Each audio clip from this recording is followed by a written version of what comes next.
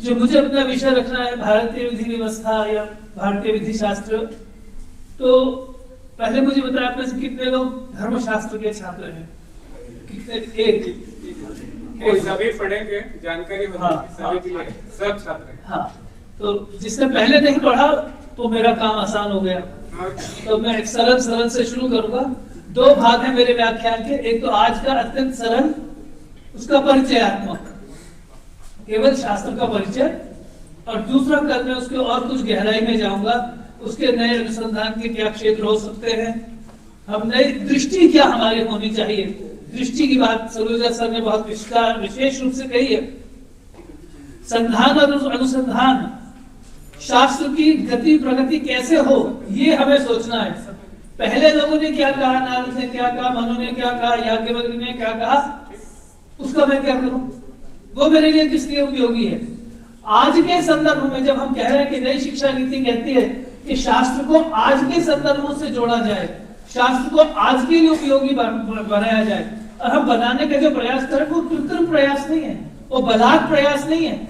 हमारे शास्त्र में इतनी परिपक्वता पहले से विद्यमान है कि हमारा शास्त्र आज के समय के लिए भी बहुत उपयोगी सिद्ध हो सकता है।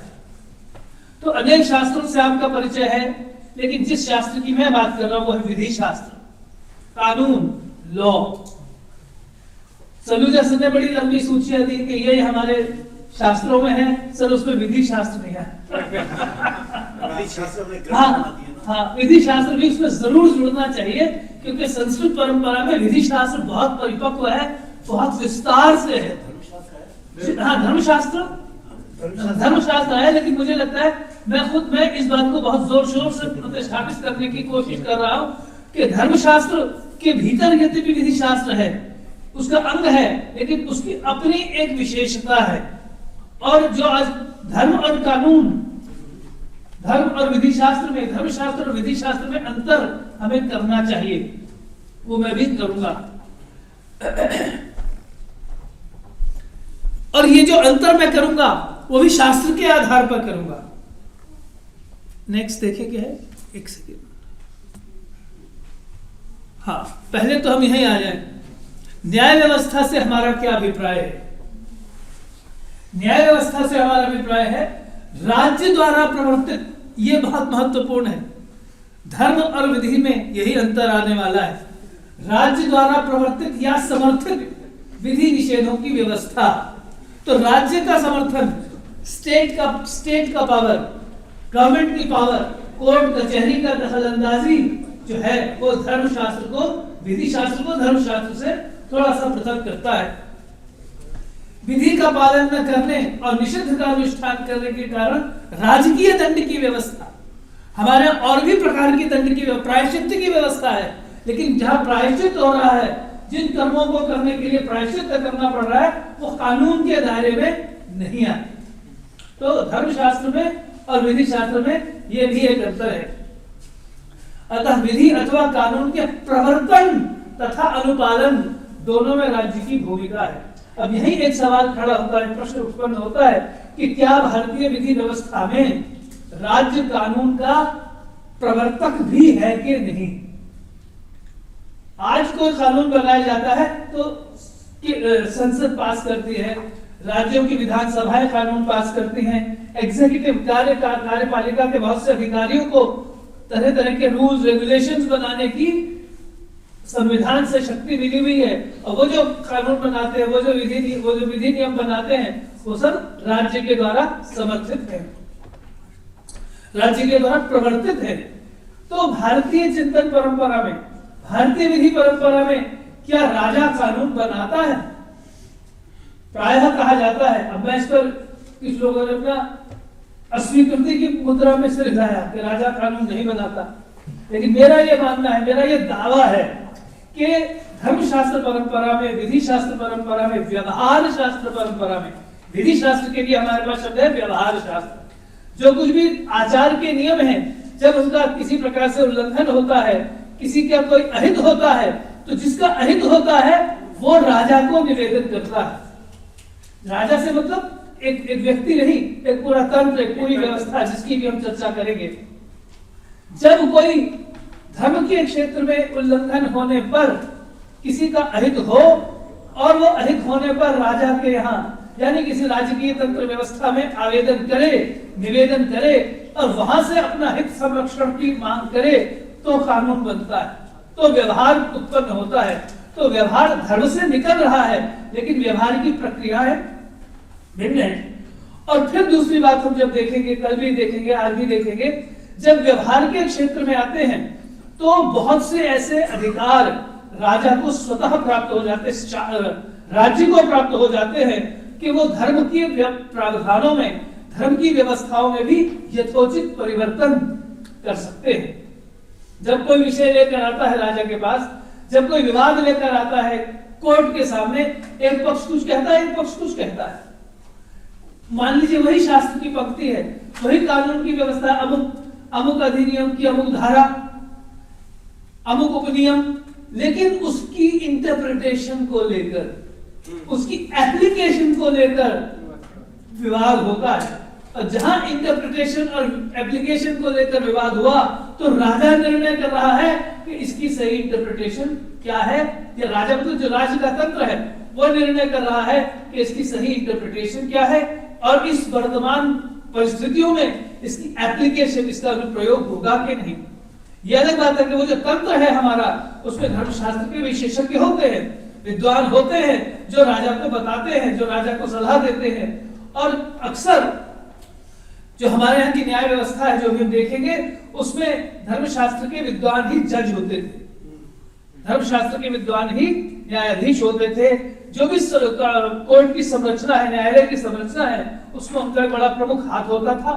और उसके साथ भी वहां पर उनको जो विधिवत नियुक्त है राजा के द्वारा, वो तो अलग है ही, उसके अतिरिक्त भी धर्मशास्त्र के विद्वान वहां पर सलाह देने के लिए हुआ करते थे। तो धर्मशास्त्र का प्रयोग निरंतर हो रहा है, धर्मशास्त्र का आधार निरंतर मिल रहा है, लेकिन उसका एप्लीकेशन, उसकी इंटरप्रिटेशन करने में कोर्ट के जो अधिकारी हैं, जो जजेस हैं, जो राजा है, उसको एक अधिकार मिलता है। और वो अधिकार उसको अपने राजत्व के कारण, अपने राजकीय अधिकार के कारण, क्योंकि धर्मशास्त्र ने खुद ही कहा राजा ही धर्मस्य प्रतिभूः है, धर्मस्य प्रतिभूः स राजा, वही राजा, दंड ही राजा है, दंड ही धर्म का प्रतिभूः है, गारंटर है, वो गारंटी देता है कि लोग धर्म का पालन करेंगे। इसलिए राजा का हस्तक्षेप हमारे धर्मशास्त्र में निरंतर और भी कई व्यापक रूप से दिखाई देगा। लेकिन कम से कम इंटरप्रिटेशन और एप्लीकेशन, कौन से स्मृति का कौन सा वाक्य अप्लाई किया जाए। स्मृतियों में अंतर विरोध है, स्मृतियों विभिन्ना श्रुतयो विभिन्ना, तो अनेक मतभेद होते हुए ऑब्वियसली बात होगी, जब किसी के खिलाफ आप मुकदमा लेकर कोर्ट में जाएंगे, तो आप अपने पक्ष की पंक्ति उद्धृत करेंगे, दूसरा व्यक्ति अपने पक्ष की पंक्ति उद्धृत करेगा। उनमें से कौन सा कानून अप्लाई होगा, कौन से कानून को वहां पर लागू किया जाएगा, फैसला किस कानून के आधार पर होगा, यह भी राजा को ही फैसला करना है। इसलिए राजा प्रवर्तक प्रत्यक्ष रूप से हो ना हो, लेकिन परोक्ष रूप से कानून की प्रवर्तना करने में, धर्म की प्रवर्तना करने में राजा को विशेष अधिकार मिलते हैं। अगला देखें,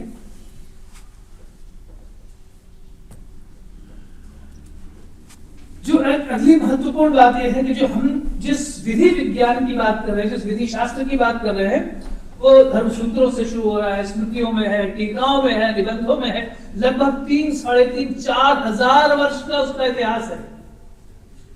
काल के विषय में संदेह हमारे मन में रहता है, धर्मसूत्र कब लिखे गए, मनुस्मृति कब लिखी गई, याज्ञवल्क्य स्मृति कब लिखी गई, उस सब संदेह को छोड़ दीजिए।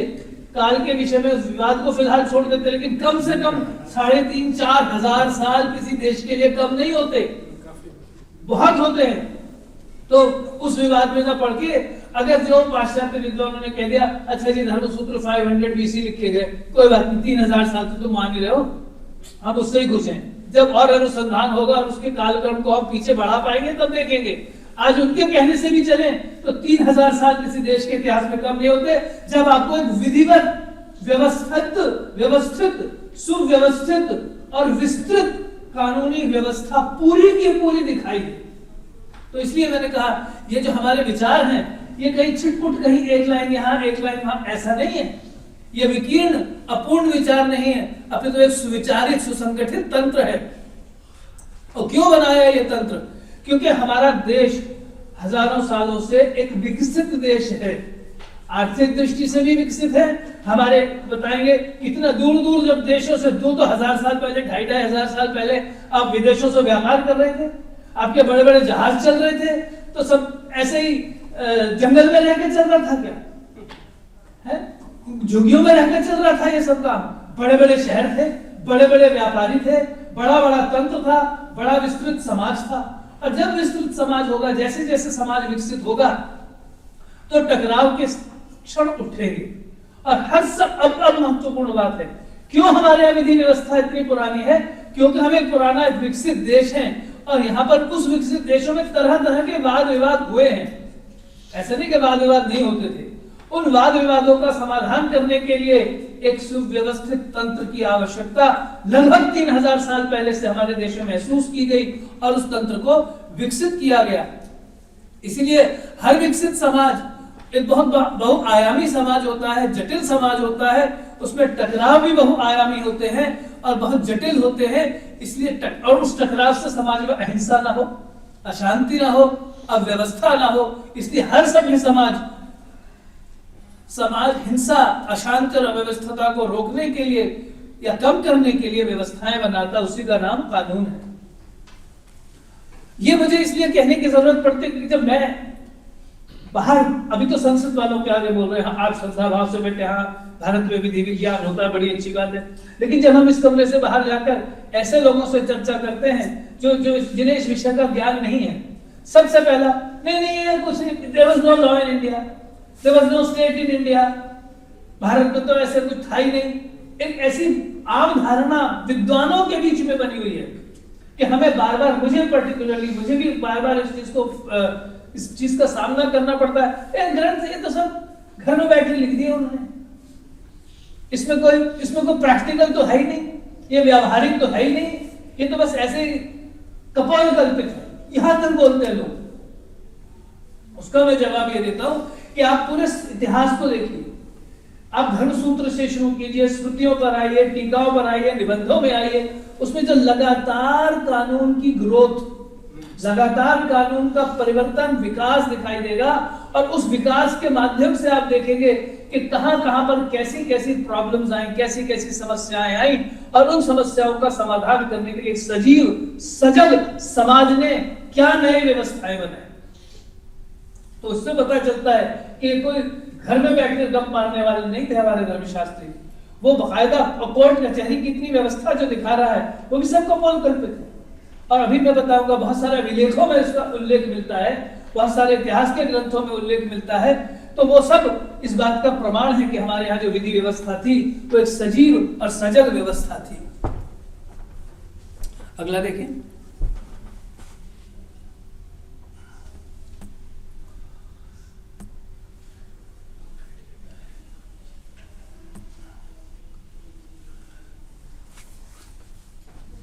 इसको भी छोड़ के आगे चलते हैं। ये थोड़ा बता दीजिए। है अच्छा, थोड़ा बता दीजिए। अच्छा, इसमें हमें ध्यान रखना है कि जब हम व्यवस्था की बात करते तो व्यवस्था से हमारा क्या मतलब है? कानून व्यवस्था, विधि व्यवस्था। तो व्यवस्था में दो तीन चीजें हैं। एक तो सबसे पहले कृत्य और अपकृत्य का विवेक, क्या सही है क्या गलत है कानून की नजर में। समाज की नजर में बहुत सारी चीजें सही गलत हो सकती हैं, मैं सुबह उठकर अपने पिताजी को प्रणाम नहीं करता, उसके लिए मुझे कोई कोर्ट कचहरी में नहीं ले जाएगा, मेरे पिताजी मेरे खिलाफ मुकदमा नहीं कर देंगे। लेकिन अगर मैं अपने पिताजी की संपत्ति हड़पने की कोशिश करूंगा तो मुझे कोर्ट में घसीटा जाएगा। तो सारे अपकृत्य जो सामाजिक, धार्मिक, सांस्कृतिक, वो सारे के सारे अपकृत्य वैधानिक अपकृत्य नहीं होते। इस बात को हमें समझना है। तो कौन कौन से कृत्य वैध या मान्य हैं, कौन कौन से अमान्य, अर्थात कौन से दंडनीय हैं और कौन से दंडनीय नहीं है। अपकारियों के नियंत्रण हेतु एक समुचित संगठन या संस्था का निर्माण होना, प्रक्रियाओं का निर्माण होना बहुत आवश्यक है। ऐसे ही चार आदमी बैठकर लठ लेकर घूम रहे हैं, वो फैसला नहीं करेंगे कि क्या सही है क्या गलत है। हम दोनों के बीच में विवाद हो रहा है, वो नहीं फैसला करेंगे कि क्या सही है क्या गलत है। व्यवस्था चाहिए, उसके लिए तंत्र चाहिए, और वो तंत्र जो है राज्य समर्थित होता है, शासन समर्थित होता है। प्रायः सामाजिक भी बहुत सारे संस्थाओं को हमारे विधि शास्त्र ने फैसले करने की, विवादों का निपटारा करने की अनुमति दी है, छूट दी है, लेकिन उसके विषय में भी मैं भी चर्चा करूंगा। और उससे भी ज्यादा इंपॉर्टेंट बात क्या है कि कृत्य और अपकृत्य विवेक और एक तंत्र के से भी अधिक महत्वपूर्ण है कि जो भी नियम, विधि, कायदे, कानून बनते हैं वो हर समाज की अपनी नैतिक संरचना, संसार, जीवन, व्यक्ति, समाज के विषय में उस समाज की मूलभूत दार्शनिक आस्थाओं के आधार पर बनते हैं। उदाहरण के लिए अब हमारे देश में अब समाज व्यवस्था बदलती जा रही है बहुत तेजी के साथ, शहरों में विशेष रूप से। लेकिन आप जरा देखिए, शहरों में भी वही है। पैतृक संपत्ति की बात कीजिए तो दादा, परदादा, परदादा के भी पिताजी 4,000 5,5 पीढ़ी तक हम एक हैं। विभाजन जब तक नहीं हुआ संपत्ति का, तब तक एक परिवार है, एक संयुक्त परिवार का कॉन्सेप्ट है। और जब उस संयुक्त परिवार का विभाजन भी हो गया तो अगले पिता पुत्र जो हुए उन्होंने एक से नया संयुक्त परिवार बना लिया। तो परिवार व्यवस्था मुझे लगता है भारतीय सामाजिक चिंतन की एक बड़ी मूलभूत आस्था है। इसलिए हमारा कानून भी उसी हिसाब से चलेगा। हमारे कानून भी बनेंगे तो वो परिवार व्यवस्था को जोड़े रखने के लिए, बनाए रखने के लिए बनेंगे, न कि उसमें आजकल की तरह। अब तो कोर्ट्स ने कह दिया भाई आप लड़की 18 साल की अपनी मर्जी से शादी करें, माता पिता को बोलने का अधिकार नहीं। लड़का 21 साल का है, माता पिता की मर्जी के खिलाफ शादी कर रहा, आपको बोलने का अधिकार नहीं है। लेकिन आप खुद विचार करके देखो, जो लड़की 18 साल की उम्र के बाद अपनी मर्जी से शादी कर रही है, जो लड़का 21 साल की उम्र के बाद अपनी मर्जी से शादी कर रहा, वो फिर अपनी पत्नी को लेकर उसी परिवार में नहीं आकर रह रहा, फिर उसी परिवार के साथ उसके वही सारे संबंध, फिर अपने पिताजी की संपत्ति में भी उसको हिस्सा चाहिए। और ये भी चाहिए कि मुझे मेरी सारी जरूरतें हो तो माता पिता मिलकर पूरा करें, मेरे भाई भी मेरी मदद करें, मेरी बहनें भी मेरी मदद करें।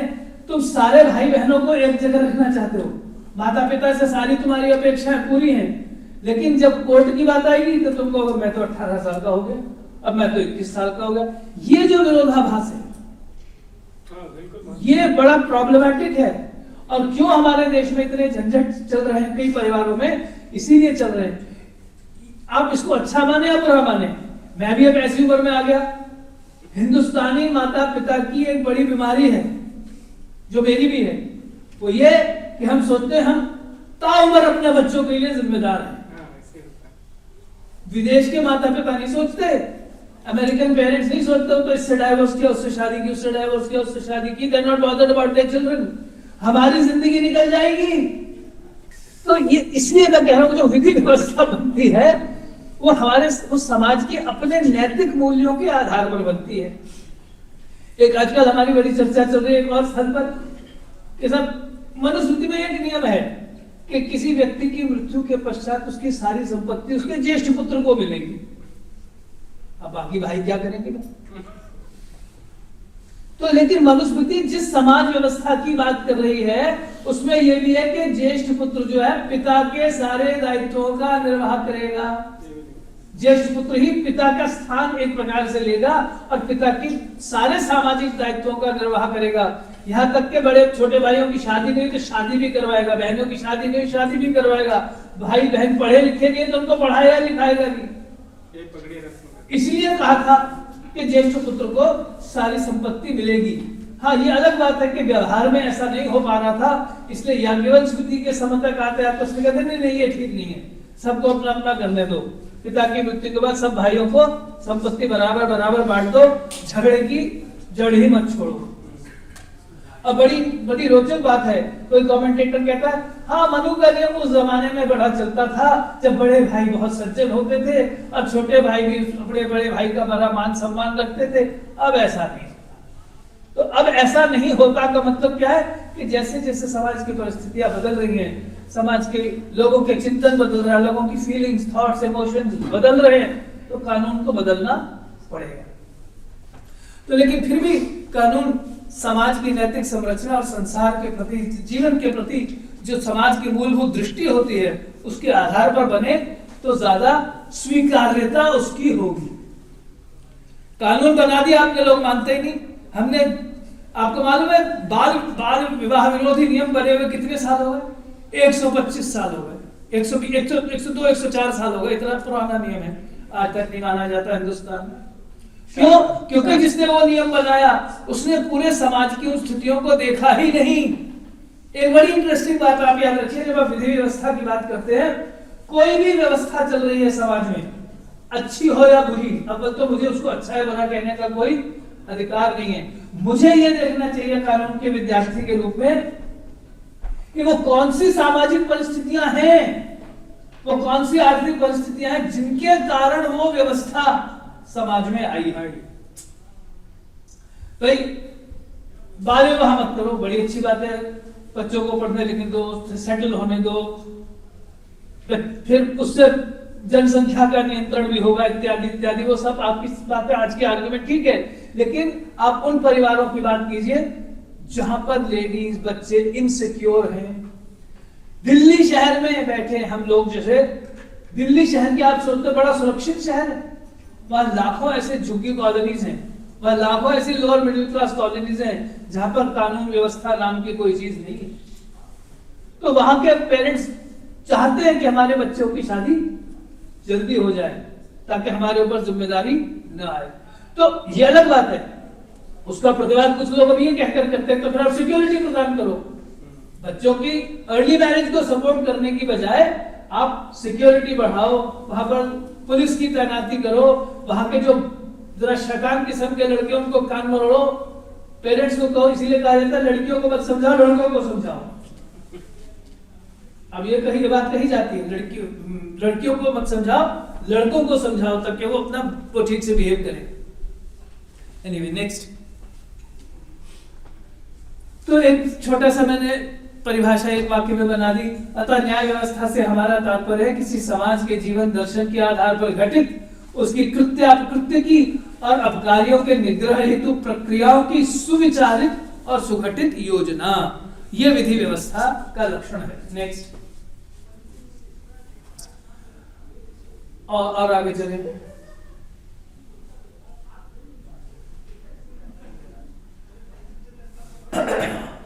ये धर्म के बारे में थोड़ा सा दो चार पंक्तियां हैं। कानून व्यवस्था, विधि व्यवस्था, व्यवहार शास्त्र जो है धर्मशास्त्र का अंग है। धर्मशास्त्र धर्म का अनुशासन करता है और धर्म का अर्थ है विधि, कर्तव्य और विधि निषेधों की दोनों का विधान। धर्मशास्त्र में धर्म व्यक्तियों और समुदायों के व्यष्टिगत और समष्टिगत, निजी और सामूहिक, व्यक्तिगत और सामाजिक, आर्थिक, राजनीतिक, धार्मिक आदि जीवन के सभी पक्षों के लिए समुचित विधि निषेधों की व्यवस्था करता है। इसलिए धर्म बहुत व्यापक है। धर्मशास्त्र जब हम पढ़ते हैं तो ध्यान रखना होगा, धर्म का क्षेत्र बहुत व्यापक है, लेकिन व्यवहार का क्षेत्र उसके मुकाबले सीमित है। इसे धर्म का आचार भाग कहते हैं, जो अभी यहां लिखा, उसमें सामाजिक, राजनीतिक, आर्थिक सब प्रकार की व्यवस्थाएं हैं। नेक्स्ट। तो आचार में, धर्मशास्त्र में आचार में कार्य अकार्य का निर्देश, व्यवहार में राजकीय दंड की व्यवस्था और प्रायश्चित में निजी, धार्मिक, सामाजिक दंड की अवस्था की व्यवस्था। नेक्स्ट। इसको छोड़ दीजिए। हाँ, ये महत्वपूर्ण है। जिन लोगों ने व्यवहार शास्त्र नहीं पढ़ा, जिन लोगों ने धर्मशास्त्र नहीं पढ़ा, वो इस पर जरा विशेष रूप से ध्यान दे। चाहे तो इसकी पिक्चर क्लिक कर ले, मैं वैसे दे दूंगा ये पूरा पीपीटी। पिक्चर पे क्लिक कर सकते हैं। न्याय व्यवस्था, विधि व्यवस्था, व्यवहार शास्त्र के दो मुख्य भाग हैं जो मैंने पहले बताया, एक तो व्यवहार मात्रिका और दूसरा विवाद पद। व्यवहार मात्रिका से अभिप्राय है कानूनी प्रक्रियाएं, और विवाद पद में वो विषय आते हैं जो राज्यसभा में उठाए जा सकते हैं। नेक्स्ट, अब व्यवहार मात्रिका में वो ये सभा की संरचना, कोर्ट कैसे होती है, कोर्ट के अधिकारी कौन होते हैं, कोर्ट में कौन कौन ऑफिशियल्स होते हैं, जजेस की अपॉइंटमेंट कैसे होनी चाहिए इत्यादि, ये सब चर्चा। व्यवहार सभा की संरचना, कहां कहां कोर्ट्स कैसे कैसे होनी चाहिए। स्मृति में आप पढ़ेगा तो राजा की बात करते जाएंगे, लेकिन कौटिल्य के अर्थशास्त्र में देखेंगे, अभी आएगा वो स्लाइड, अलग अलग लेवल्स पे, जैसे आज है पंचायत है, उसके बाद डिस्ट्रिक्ट, उसके बाद उपखंड है, फिर डिस्ट्रिक्ट है, फिर स्टेट है, फिर सुप्रीम कोर्ट है। तो एक पूरी एक तारतम्य है, एक क्रम है, तो वो क्रम का संकेत हमें कौटिल्य के अर्थशास्त्र में मिलेगा। फिर व्यवहार पद 18 है, 18 कुछ उसमें अर्थमूलक यानी पैसे देने के, पैसे के लेन देन संबंधी, धन संपत्ति संबंधी, और कुछ हिंसा मूलक। नेक्स्ट और भी चल सकते हैं, और नेक्स्ट ये इंपॉर्टेंट है। कौटिल्य में जैसे सिविल एडमिनिस्ट्रेशन का स्ट्रक्चर है, नागरिक प्रशासन का स्ट्रक्चर है, हर 10 गांवों पर एक संग्रहण होता है, 400 गांवों पर द्रोणमुख होता है, 800 गांवों पर स्थानीय होता है। इसको मैं लोकल या म्यूनिसिपल हेडक्वार्टर, ग्रामीण पंचायत, जिला मुख्यालय और फिर प्रदेश मुख्यालय, और जो जो ये सिविल एडमिनिस्ट्रेशन के यूनिट्स हैं, इकाइयां हैं, इन्हीं पर कोर्ट्स भी होनी है। इसका मतलब 10 गांवों पर एक सबसे निचले स्तर की कोर्ट, 400 गांवों पर उससे ऊंचे स्तर की कोर्ट, और 800 गांवों पर उससे ऊपर के स्तर की कोर्ट, और फिर सेंटर में आ जाओ, जैसे अब हमारी सुप्रीम कोर्ट तब रहा है। तो पूरी व्यवस्था है, जो मैं कह रही हूँ विकीर्ण इधर उधर से कहीं कहीं छिटपुट कॉन्सेप्ट्स नहीं है, छिटपुट बिखरे हुए सेंटेंसेस नहीं है, ये पूरी व्यवस्था है। नेक्स्ट, हाँ, ये कुछ अनौपचारिक न्यायालय भी, informal, non formal forum of adjudication आज भी माने जा रहे हैं, और हम उसको प्रमोट करने की कोशिश कर रहे हैं, क्योंकि आप सब जानते हैं हाई कोर्ट में, सुप्रीम कोर्ट में, डिस्ट्रिक्ट की अदालतों में कितने कितने केसेस लंबित है, लाखों की संख्या में, और जजेस उसका निपटारा कर नहीं पा रहे। 5 करोड़ है, 5 करोड़। तो इसलिए हमने व्यवस्था बनाई कि जहां तक हो सके कुछ किस्म के अपकृत्य हैं उनका निपटारा स्थानीय स्तर पर हो जाए। जैसे कुल संबंधी समूह है, यानी घर परिवार के लोग मिल बैठकर फैसला कर रहे हैं, गण है, ब्राह्मणों के समूह है, अग्रहार है भी ब्राह्मणों की पूरी है। आगे श्रेणी, ये बड़ी महत्वपूर्ण है। व्यावसायिक संगठन, जैसे आजकल होता है ना ट्रेडर्स एसोसिएशन है, कोई सुनारों की एसोसिएशन हो गई, कोई कपड़ा बेचने वालों की, व्यापारी, अलग अलग व्यापारियों के संगठन है, वो श्रेणी कहलाता है। उनको भी अपने कुछ प्रकार के विवादों का समाधान करने की छूट दी गई थी। एक बड़ी अच्छी चीज हमारे देश में चलाई गई थी लेकिन चली नहीं, वो थी न्याय पंचायत, जुडिशियल पंचायत, वो चली नहीं। सिर्फ 1-2 बिहार में और शायद एक आध किसी और राज्य में उसका इंप्लीमेंटेशन हुआ, उसका क्रियान्वयन हुआ, अधिकांश राज्यों ने नहीं किया, क्योंकि ये जो नॉन फॉर्मल फोरा है, नॉन फॉर्मल जो तंत्र हैं, उनके विवाद फिर ऊपर की अदालतों में जाएंगे ही जाएंगे। जैसे आजकल भी, अगर आप एक चीज मैं बीच में बोल देना चाहता हूं, जो लोग विधि व्यवस्था के बारे में इंटरेस्टेड हैं, अगर हैं, तो एक काम आपको रोज करना, वो अखबार पढ़ना। अखबार में कानून संबंधी जितनी समस्याएं आ रही है, जो वाद विवाद आ रहे हैं, उनकी जानकारी आपको लगातार रखनी है, तब आप इन चीजों को महत्व को समझ सकेंगे। 2 चीजें मुझे अभी भी ध्यान आ गई। अभी रिसेंटली सुप्रीम कोर्ट में वाद विवाद चल रहा था कि सब जो बड़े बड़े औद्योगिक संगठन है, अगर उनमें लड़ाई झगड़ा हो जाता है तो आर्बिट्रेशन की व्यवस्था है। तो जजेस, आधुनिक जो जजेस हैं, वर्तमान में जो जजेस हैं, उनमें भी दो फाड़ हैं, 2 पक्ष हैं। एक आर्बिट्रेशन के फेवर में है, एक आर्बिट्रेशन के अगेंस्ट है। जो आर्बिट्रेशन के फेवर में है वो कहते हैं कि भाई अच्छा है, निपटारा स्थानीय स्तर पर हो जाए तो अच्छा है, कोर्ट में मामला नहीं आएगा। और जो दूसरे उनका कहना है कि अल्टीमेटली कोर्ट में आना, क्योंकि जो भी आर्बिट्रेटर अपना फैसला देता है कोई ना कोई पार्टी उस पर विरोध जता देती है और ऊपर कोर्ट में आ जाती है, तो सीधा कोर्ट में ही आने दो। तो ये सब जो झगड़े हैं ये निरंतर, यहाँ पर भी हमें इसकी प्रतिध्वनि सुनाई देनी चाहिए। सुबह अभी थोड़ी देर पहले सलूजा जी जो बात कह रहे थे, बड़ी इंपॉर्टेंट बात है। क्या लिखा है इतना मात्र पर्याप्त नहीं है, वो क्यों लिखा है और इससे क्या समस्याएं हो रही हैं और उनका आगे क्या समाधान हो सकता है, ये भी हमें जोड़ना है। धर्मशास्त्र में, विधि शास्त्र में अगर कोई शोध करना चाहे तो उसके लिए केवल क्या है कहना पर्याप्त नहीं होगा, क्या नई प्रॉब्लम्स के क्या नए समाधान धर्मशास्त्र की मान्यताओं के अनुरूप बनाए जा सकते हैं, ये होगा असली शोध, ताकि हम उस शास्त्र की सांप्रतिक उपादेयता को, उसकी आधुनिकता को स्वीकार कर सके और समझा सके। इसको भी छोड़, इसमें मुख्य बात है कि जो भी सामाजिक तंत्र थे, चाहे वो पूग हो चाहे वो श्रेणियां, उनको स्टेट कंट्रोल करने की कोशिश करती है, क्योंकि अल्टीमेटली राज्य तब भी और आज भी, जबकि आज राज्य का बहुत बड़ा महत्वपूर्ण स्थान है, उस समय राज्य की क्या व्यवस्था थी हम अभी इसके बारे में स्पष्टता में नहीं है। हम लोग सोचते हैं कि नहीं, भारत तो राज्यविहीन सोशली एडमिनिस्ट्रेड एक समाज था। ऐसा नहीं है। राज्य जब राज्य प्रबल हुआ है, सबल हुआ है, उसने इस सामाजिक तंत्र पर नियंत्रण करने की कोशिश की है, ताकि उससे कोई जो प्रॉब्लम्स आज की हैं, एक तो एक रूपता, ये नहीं कि हिंदुस्तान के किसी इलाके में कुछ हो रहा है, किसी इलाके में कुछ हो रहा है, कहीं पर कुछ हो रहा है, कहीं पर कुछ हो रहा है। जो पर्सनल लॉज के मामले में ये छूट दे रहे हैं, विवाह शादी ब्याह के मामले में छूट दे रहे हैं, लेकिन ट्रेड में क्या होगा, इंडस्ट्री में क्या होगा, पोल्यूशन के बारे में क्या ऐसा हो सकता है कि सब दिल्ली में अलग रूल हो और हरियाणा में अलग रूल हो। तो वहां पर कहीं ना कहीं सिमिलैरिटी, यूनिफॉर्मिटी लाने की जरूरत पड़ती है, इसलिए राजा को उस पर अपना हस्तक्षेप करना पड़ता है। एक सोमेश्वर के 1050 ईस्वी का अभिलेख है, बड़ा एक महत्वपूर्ण है। इसमें यह कि भाई वनवासी लोग हैं, वो अपने अपने ढंग से अपना जीवन जी रहे हैं, लेकिन विवाद जब होता है तो अपने आप सुलटा लो, नहीं तो फिर राजा के पास आओगे। जब तुम राजा के पास आओगे तो राजा किस आधार पर निर्णय करेगा, राजा के पास, इसीलिए उसने कहा कोडिफिकेशन करो, जो भी तुम्हारे अपने स्थानीय आचार है उसको कोडिफाई करो, तो लिखो।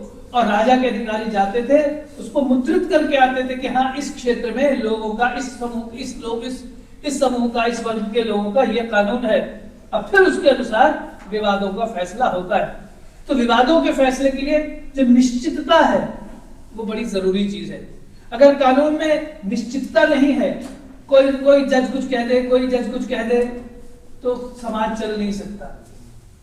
इसलिए निश्चितता लाना एक बड़ा महत्वपूर्ण तत्व है जो सोमेश्वर के इस अभिलेख से दिखाई देता है।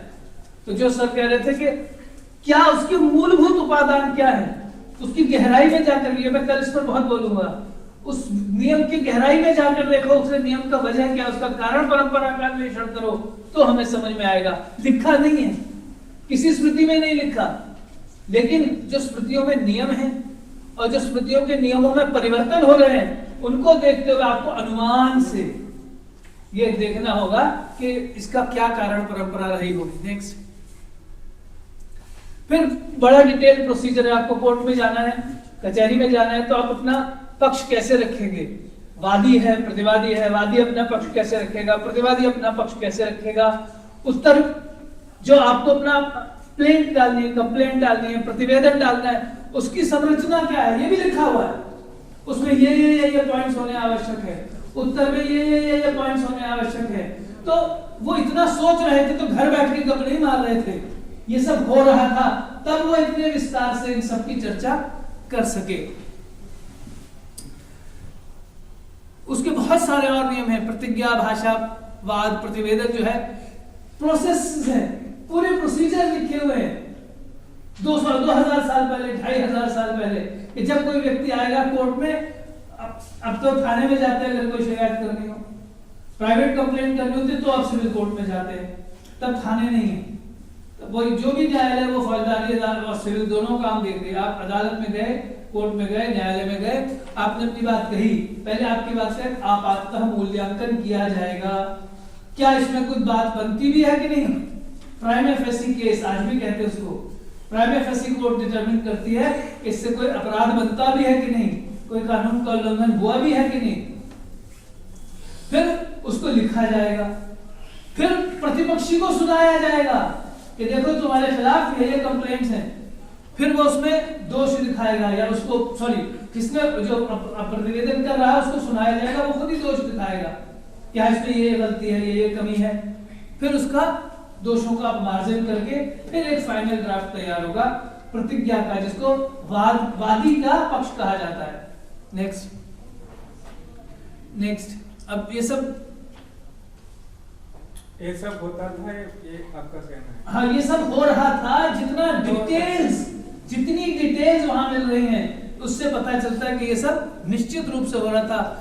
समन भेजे जाएंगे दूसरे पार्टी को, अगर कोई केस बनेगा तो दूसरी पार्टी को समन बुलाया जाएगा, आह्वान किया जाएगा, किसको आह्वान कर सकते हैं किसको नहीं कर सकते इसके बारे में अलग से डिटेल्स में नियम है। नेक्स्ट फिर प्रतिवादी आएगा, वो कई तरह से उत्तर देगा, उसके उत्तर में क्या क्या तत्व होते हैं उन सब की चर्चा है। नेक्स्ट इसको जल्दी चला। एक सेकंड, मिथ्या है, संप्रतिपत्ति। हाँ ये 4 प्रकार के उत्तर है। मिथ्या, वो कहेंगे साहब ये झूठ बोल रहा है, वादी बिल्कुल झूठ बोल रहा है, तो फिर अलग। संप्रतिपत्ति वो मान ले कि हाँ मैंने कुछ गलती की है।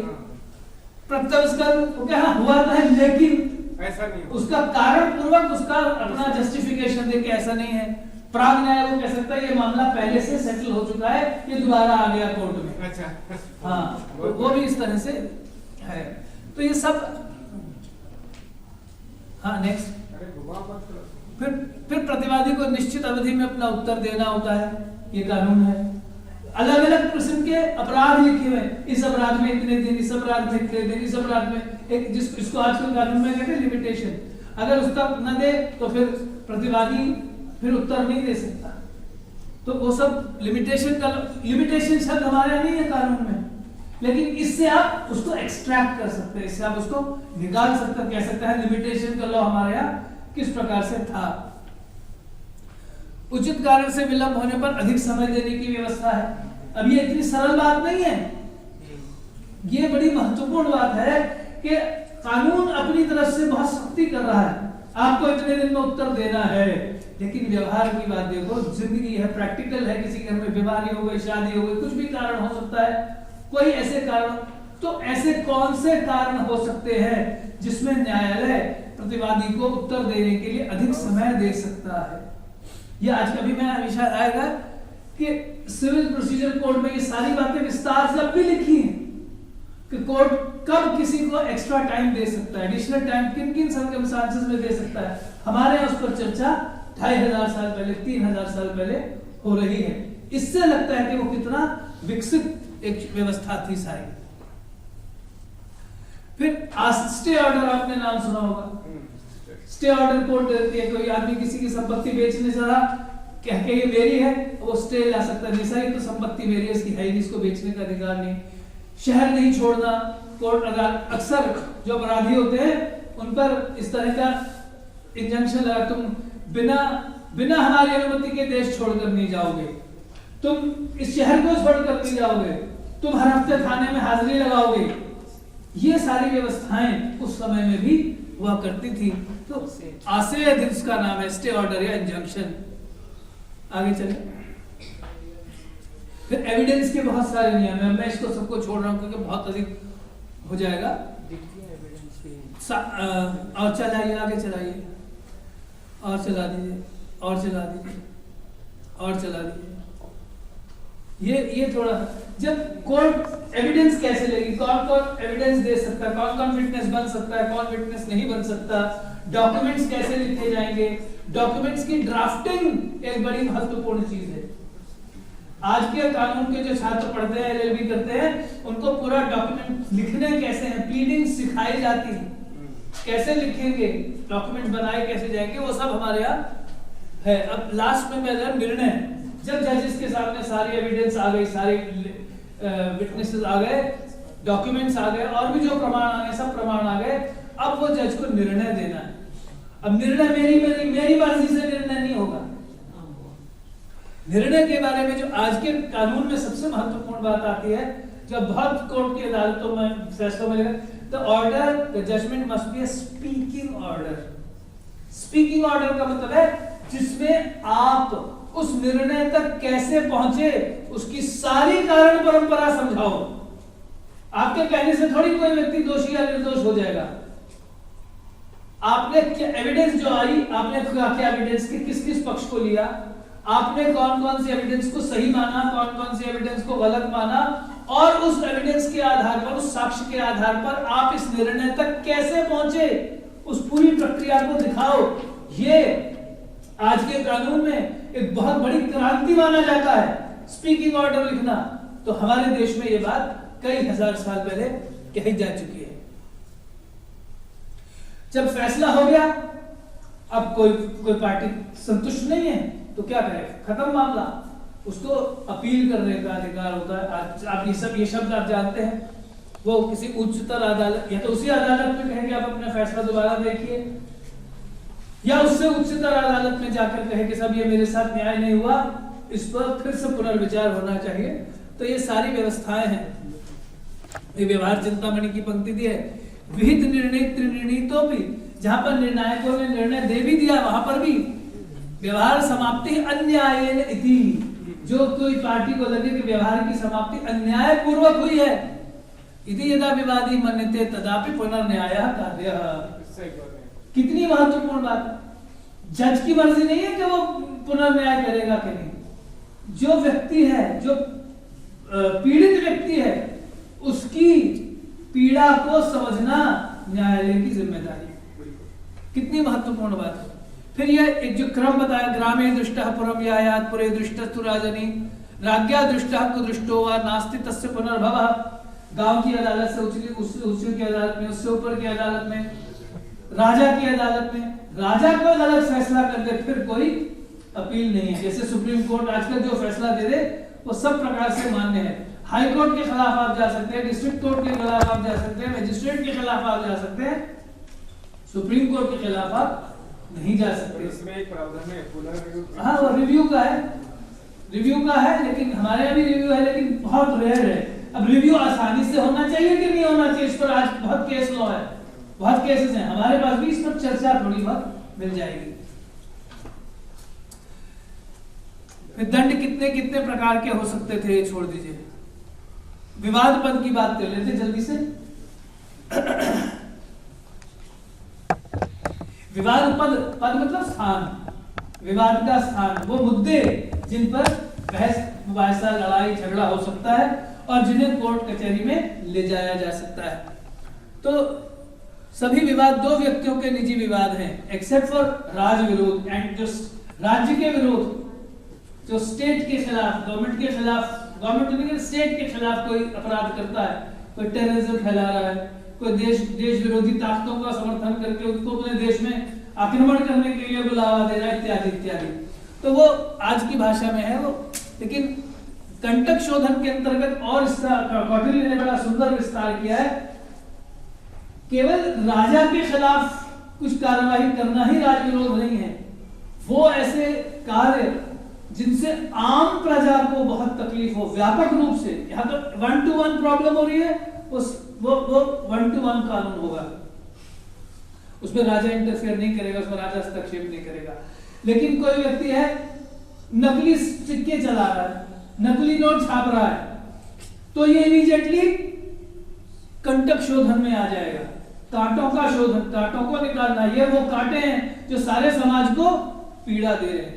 एक तो एक व्यक्ति को पीड़ा दे रहा है, वो अलग मामला है। कि जहां किसी व्यक्ति के किसी कृत्य से व्यापक समाज को नुकसान होता है, व्यापक समाज की क्षति होती है, वो कंटक शोधन में आ जाते हैं। सर, कंटक शोधन ए सॉर्ट ऑफ इंटरोगेशन भी हो सकता है? नहीं, चोर को पकड़ के उसको उगलवाना, वो उसके उपाय है, इन्वेस्टिगेशन। कंटक शोधन कहते हैं। वो इन्वेस्टिगेशन के उपाय इसके अंतर्गत रखे हैं। लेकिन कंटक शोधन से मैं जो अर्थ कर रहा हूँ ये टेक्निकल वर्ड, हाँ, कांटों का शोधन करना, कांटों को दूर करना। चलिए, अब विवाद पद दो प्रकार के हैं, हिंसा व कुरुते कश्चित् जो को हिंसा करता है, देयम वान प्रयच्छति, जो किसी को देनदारी है वो नहीं देता, तो स्थाने ते द्वे विवादस्य भिन्ने अष्टधा पुनः, दोनों के 8-8 भेद हैं, इत्यादि इत्यादि। आगे चले आगे। हम अर्थमूलक विवाद कौन कौन से हैं? जिन लोगों ने धर्मशास्त्र नहीं पढ़ा, जिन लोगों को विवाद शास्त्र का, व्यवहार शास्त्र का, भारतीय विधि शास्त्र का परिचय नहीं है, उनके लिए बहुत महत्वपूर्ण है। सी द रेंज, कितना उसका क्षेत्र विस्तृत है, किस किस प्रकार के विवादों की चर्चा हमारे धर्मशास्त्रों में मिल रही है, विधि शास्त्र में मिल रही है।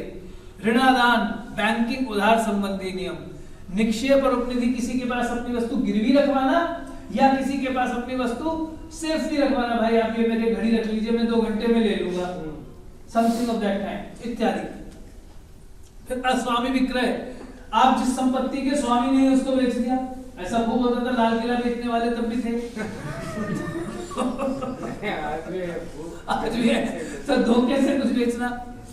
क्रय विक्रय अनुसार, इसमें व्यापार के नियम, आपने कोई चीज खरीदी आप और किसी ने बेची, एक क्रेता है एक विक्रेता है, तो क्रेता के क्या क्या कर्तव्य और अधिकार है, विक्रेता के क्या क्या कर्तव्य और अधिकार है, विक्रेता को कौन कौन सा सामान नहीं बेचना चाहिए, वो कंटक शोधन में भी आता है, यहाँ भी आता है। मिलावटी सामान नहीं बेचना, नकली सामान नहीं बेचना, घटिया माल सुंदर सी पैकिंग में करके नहीं बेचना, ये भी लिखा है। तो ये सारी हरकतें, ये सारे अपकृत्य कुकृत्य पहले भी होते आए, जिसलिए कानून बनाना पड़ा। वो जो धर्म और व्यवहार की बात मैं, इसीलिए धर्म तो सबका सब आइडियल लेवल पे चल रहा है, आइडियल तो ये है, लेकिन होता क्या है दुनिया में, उसको हैंडल करने के लिए व्यवहार आ जाता है। दत्ता प्रदानी, किसी को कोई चीज दान में दे दी या बेच दी और फिर उसको दिया नहीं। जैसे आपके घर में ऐसा हो सकता है, आपके घर में शादी है, आपने दुकानदार से कहा हमारे घर में शादी है, मुझे ये एसी कल शाम तक लग जाना चाहिए, दुकानदार कह लो पैसा दो, कल शाम तक, मैं कल सुबह लगवा दूंगा, लगवाएगा नहीं, फिर क्या करोगे? तो विवाद का पद हो गया, दी हुई चीज को सप्लाई ना करना, दत्ता प्रदानिक में आ जाएगा। एक एग्जाम्पल, उसका एक उदाहरण, ये बहुत इंपॉर्टेंट है, समूह समुत्थान, इस पर मैं कल बहुत विस्तार से बोलूंगा। मिलकर लाभ के लिए काम करना, मिलकर लाभ के लिए काम करना, ये पार्टनरशिप का लॉ है, इस पर हम बात करेंगे। स्वामी पाल विवाद, पशुपालक किसी के गाय भैंस चराने के लिए ले गया, पशु की मृत्यु हो गई, या पशु ने किसी के खेत में घुस गया, पशु ने किसी को मार दिया, तो ये सब विवाद के विषय हैं। वेतनादान, किसी ने, आपने किसी को रखा काम करने के लिए, उसने काम नहीं किया, ठीक से नहीं किया, काम छोड़कर भाग गया, या आपने ठीक समय पर पैसे नहीं दिए, ये सब विवाद के विषय होते हैं। एम्प्लॉयर एम्प्लॉई, जिसको हम कह सकते हैं नियोज्य नियोजक के नियम, ये भी विषय। लेबर लॉ, जिसको आज की भाषा में कह सकते हैं थोड़ा बहुत। सीमा विवाद, खेत जमीन की सीमा, इसमें वो न्यूसेंस वाले रूल्स भी आते हैं। घर आपका है, पड़ोसी का घर बराबर में, आपके घर से गंदा पानी बह रहा था, आपने वो नाली पड़ोसी के घर की तरफ मोड़ दी, सारा गंदा पानी पड़ोसी के घर में चला गया। या अब आजकल न्यूसेंस इस तरह की हो रही है, आपके घर में पार्टी है, बर्थडे है, आप रात को 1 बजे भी ढोल पीट रहे हैं, तो पड़ोसी आपको पकड़ सकता है, आज भी और तब भी। तो ये सब इतना व्यापक विस्तार हमारे विवाद पदों का है। और सबसे बड़ा झगड़ा तो दाय भाग में है, प्रॉपर्टी, पिताजी की प्रॉपर्टी में किसका कितना हिस्सा, इसको लेकर सबसे अधिक विवाद है। कौन सी संपत्ति का विभाजन हो सकता है, किसका विभाजन नहीं हो सकता, घर में रहने वाले स्त्री पुरुष गृहस्थ सन्यासी बाल वृद्ध विधवा, इन सब की संपत्ति और इनमें से किस किस को क्या अधिकार है, किसी व्यक्ति के जीते जी संपत्ति का बंटवारा कैसे होगा, उसके मरणोपरांत संपत्ति का बंटवारा कैसे होगा, उसकी इच्छा से संपत्ति का बंटवारा कैसे होगा, उसकी इच्छा के विरुद्ध संपत्ति का बंटवारा कैसे होगा। मेरी संपत्ति अब मेरे बेटे मेरी इच्छा के खिलाफ उसका बंटवारा कर सकते हैं। ऐसे कौन कौन सी ऐसी व्यवस्थाएं हैं, कौन कौन से परिस्थितियां हैं जिनमें ये सब हो सकता है। बहुत डिटेल, ज्यादा खुश मत होना, इसमें बहुत कंट्रोल रेस्ट्रेंट्स हैं, इतनी आसानी से नहीं मिलेगी पिताजी की संपत्ति।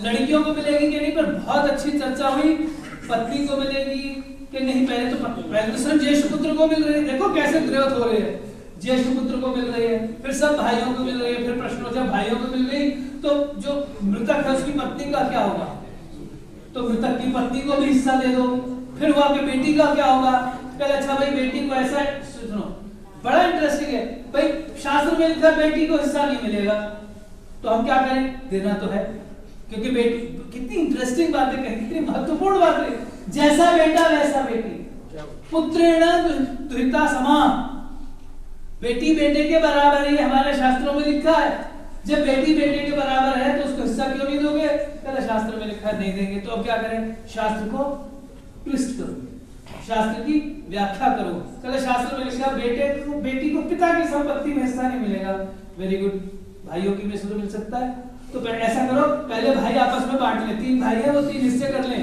1 बहन है, फिर तीनों भाई अपने अपना हिस्से में से इतना निकाले कि बहन को बराबर का हिस्सा हो। तो ऐसे ऐसे कानून में परिवर्तन करने की जरूरत पड़ी, क्योंकि दिखाई दे रहा था कि कोई एक व्यक्ति है जिसको तकलीफ हो रही है, विधि का काम, कानून का काम क्या है, दोनों 2 काम है मेरी नजर में कानून के,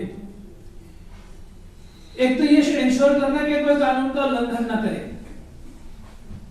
और दूसरा ये इंश्योर करना कि कानून का पालन करने से अगर किसी को तकलीफ होती हो तो उसका क्या करें, दोनों काम। और तीसरा और है कि कानून का उल्लंघन करने से भी अगर किसी को दंड देना पड़े और उसको उस दंड से तकलीफ होती हो तो क्या करें, बहुत सारी चीजें, इसकी चर्चा मैं कल और करूंगा। इसमें एक प्रॉब्लम आजकल हो रहा है कि बेटे को यहाँ पिता के घर में भी हिस्सा मिल रहा है, ससुराल में पति का भी हिस्सा मिल रहा है, तो बेटा बेटी दोनों के साथ तो ऐसा हो रहा है, उसमें क्या है, दिक्कत होती है, नहीं दिक्कत क्या हो रही है वो अलग बात है कि भाई बहन का जो संबंध है ना पहले तो भाई भाई का संबंध भी तो खराब हो रहा था, संपत्ति का बंटवारे में तो भाई बहन का हो जाएगा तो क्या मुसीबत है, आप मिलने के फेवर हम मैं तो मिलने के फेवर में भाई, भाई भाई भी तो लड़ रहे हैं, मेरा हिस्सा दे दो, मेरा हिस्सा दे दे, भाई भाई का रिलेशन खराब हो रहा है, इसलिए तो कह रहे ज्येष्ठ पुत्र को दे दो, नहीं वो तो नहीं करेंगे, सब भाइयों को तो देंगे,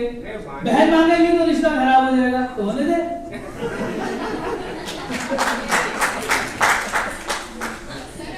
और ऐसा नहीं है कि हमारे शास्त्र में तर्क नहीं दिए गए, मैं अपने तर्क से हाँ, इसका मतलब हमारे लड़के कितने प्रगतिशील हो चुके हैं, जब घर में बहू आएगी ना वो सुनाएगी ऐसा है तुम कुछ भी चाहो, कानून तो अपनी जगह चलेगा, लड़कियों को हिस्सा मिलता है तो मिलेगा, अब तो एंसेस्ट्रल प्रॉपर्टी में पैतृक संपत्ति में भी दे दिया तो मिलेगा, तुम्हारे कहने से कुछ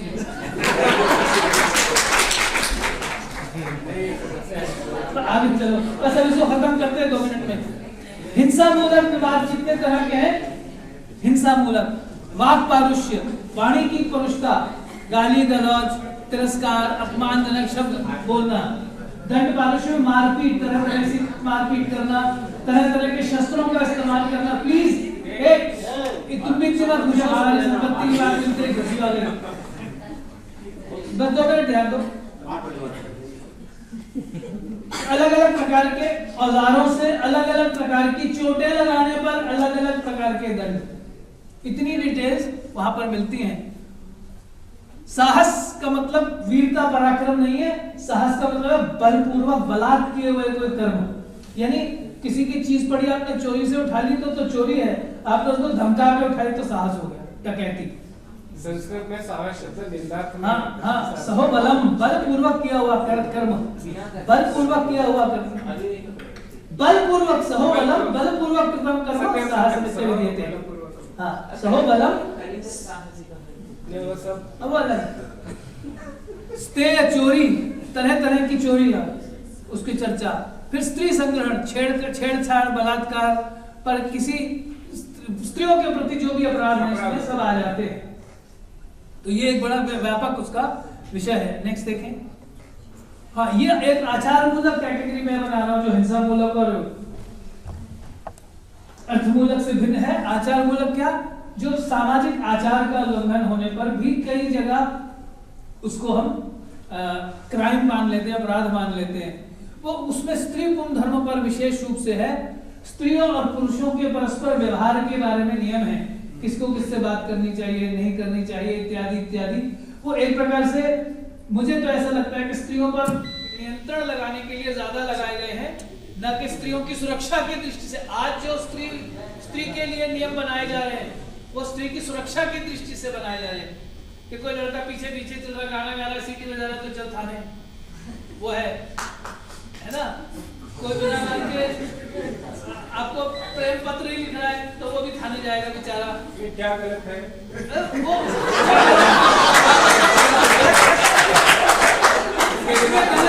इसके बिना तो जोड़े कैसे बनेंगे? वो है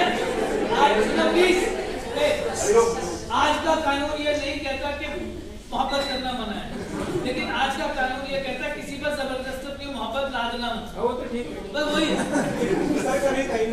है, उसी को मना किया है। भाई आपने किसी को छेड़ा और वो खुश है तो अब तो कोई कुछ नहीं, लेकिन आपने किसी को नमस्ते भी कर लिया, उसने कह दिया इसने मुझे छेड़ा तो गई बात। या आप अपने लड़कों को बताइए जो है ना sexual exploitation of women in work place, उसकी वर्कशॉप कराए ताकि लड़के नमस्ते भी ना करें किसी को। वो वर्कशॉप करना कंपलसरी है सर, हमारी यूनिवर्सिटी में तो होता है यूजीसी से आया है। हाँ, जरूरी compulsory. How should main behave, ये बड़ी इंपॉर्टेंट बात है। हाउ शुड वुमेन बिहेव, ये भी उसमें है, दोनों पक्ष हैं। How should main and women behave towards each other, ये है उसमें मुख्य मुद्दा।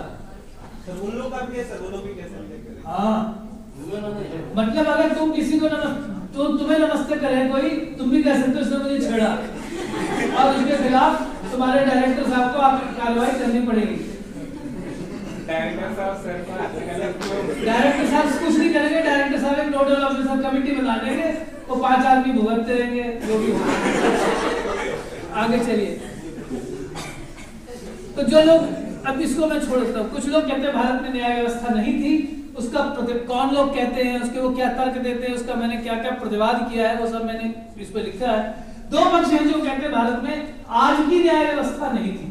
एक तो कुछ पाश्चात्य विद्वान हैं और एक कुछ अपने ही देश के लोग हैं जो धर्म से इतने प्रभावित हो गए कि वो सोचते धर्म बस सारे देश को चला रहा था, लेकिन धर्म देश को नहीं चला रहा था, धर्म दिशा निर्देश कर रहा था। लेकिन जब धर्म का उल्लंघन करते थे लोग तो कानून अपनी जगह आ जाता था। इसलिए धर्म और कानून में जो अंतर है वो मैं कल और उस पर एक्सप्लेन करूंगा। अभी इसको चलाते हैं। जैसे ये है, देखिए, धर्म और व्यवहार में भेद। पंक्तियां नोट कर रहा हूं। नहीं व्यवहार स्तुति वेद मूला इति शक्यते वक्तुम। वेद मूलक कोई नियम है उस पर हम चर्चा कर ही नहीं सकते, क्योंकि वेद में जो कुछ लिखा है हम उसको वेरीफाई अपने प्रत्यक्ष आदि प्रमाणों से नहीं कर सकते। अब अगर हमारे लिखा कि कामधेनु आपको दूध ही नहीं देगी, घी भी देगी और नौकरी भी देगी और हेल्थ भी देगी और गाड़ी भी देगी और बंगला भी देगी, तो मैं कुछ नहीं कर सकता, मैं उसको चैलेंज नहीं कर सकता, क्योंकि उसको उसके पक्ष और विपक्ष में मेरे पास कोई प्रमाण ही नहीं है। लेकिन जो व्यवहार शास्त्र की स्मृतियां हैं वो इस तरह से अदृष्टार्थक नहीं हैं, वो लौकिक हैं, उनके परिणाम लौकिक हैं, उनके फल लौकिक हैं, उनकी प्रक्रियाएं लौकिक हैं। इसलिए धर्म और व्यवहार में अंतर है। प्रत्यक्षादि अगम्यत्वात् जय पराजय का, प्रत्यक्षादि अवगम्यत्वात् जय पराजय कारणानाम। वेद में अगर कोई यज्ञ लिखा है, कोई अनुष्ठान लिखा है, उसका फल मिलता है नहीं मिलता है, जैसे मैंने लिखा हम नहीं जान सकते, लेकिन व्यवहार में जय और पराजय के क्या कारण हो सकते हैं ये सब स्पष्ट है। इसलिए प्रमाण की दृष्टि से धर्म और व्यवहार में भेद है। नेक्स्ट देखें।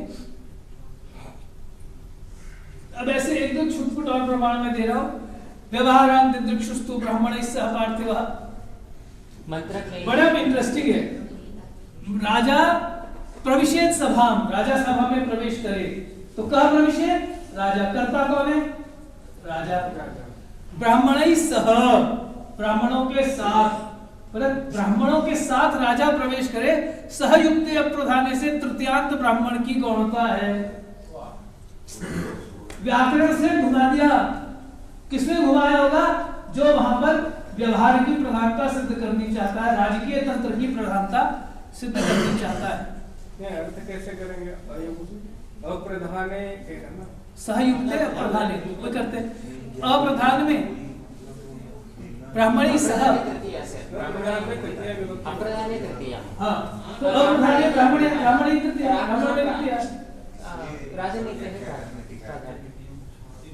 फिर ऐसे ही बहुत सारे नियम है जिनकी कि एक पक्ष ने अदृष्टार्थक व्याख्या की, प्लीज डोंट डिस्टर्ब मी। एक पक्ष है जो उसकी दृष्टार्थक व्याख्या कर रहा है, एक उसकी अदृष्टार्थक व्याख्या कर रहा है। जैसे अब वहां लिखा है राजा गद्दी पर बैठकर दक्षिणम पाणि उद्यम्य, दायां हाथ उठाकर कुछ बोले, तो पूछा भाई दायां हाथ उठाए क्यों? बोला दायां हाथ उठाने से राजा को पुण्य मिलेगा, दायां हाथ उठाने से वो केस बिल्कुल सफल हो जाएगा, बढ़िया हो जाएगा। बोले इसका कोई मतलब नहीं है, दृष्टार्थक नहीं है, ये व्यवहार की विधि है, इसका दृष्टार्थक नियम करो। प्रश्न निषेधावसरे सह प्रयोक्तव्य, जब वादी प्रतिवादी बहस कर रहे हैं, प्राणिवाद प्रश्न प्रतिप्रश्न कर रहा है और राजा को किसी प्रश्न को रोकना है तो राजा अपना हाथ उठाएगा। इसका लौकिक अर्थ करो, इसका अलौकिक अर्थ मत करो। फिर ऐसे एक और आया याज्ञवल्क्य स्मृति की पंक्ति है कि आपने कोई डीड लिखवाई, डॉक्यूमेंट लिखवाया, आपने जमीन खरीदी, मकान खरीदा, तो उसके अंत में आज क्या होता है, अगर किसी को अनुभव हो तो जो डीड राइटर है वो क्या करता है, अपनी मोहर लगाता है, साइन करता है, उसका एक नंबर होता है सरकारी, उससे क्या प्रमाण हुआ कि इस व्यक्ति के सामने ये खरीद बेचने की डील हुई है। यहाँ पर क्या है, उसको अब उसके अंत में वो कहता है अंत में अपना नाम लिखे कि दोनों के कहने पर मैंने अमुक के पुत्र मैंने यह लेख लिखा है, ये डॉक्यूमेंट बना। तुरंत किसी ने प्रश्न उठाया, यदि अंत में न लिखे वो मध्य में लिखे या शुरू में लिखे तो क्या डॉक्यूमेंट इनवैलिड हो जाएगा, क्या वो सेल इनवैलिड हो जाएगी? बोले एक पक्ष कहता हाँ बिल्कुल, देखो अंत में लिखना था इसलिए मध्य में लिख दिया, इसलिए डील कैंसिल। दूसरा पक्ष कहता नहीं, ये व्यवहार का नियम है, इसका मकसद देखो, इसका उद्देश्य देखो, इसका प्रयोजन क्या है कि अगर कभी विवाद हो तो उस व्यक्ति को बुलाया जाए, क्या तुमने ये लेख लिखा, तो उसको एविडेंस के तौर, उसको विटनेस के तौर पर, उसको साक्षी के तौर पर बुलाया जाएगा, तब वो अपना बताएगा कि हाँ मैंने लिखा है, नहीं लिखा है, क्या लिखा। तो इसकी एविडेंशियरी वैल्यू है, इसकी अदृष्टार्थक वैल्यू नहीं है, इसलिए इसको लौकिक नियम मानकर इसकी व्याख्या होनी चाहिए। बस इतना ही।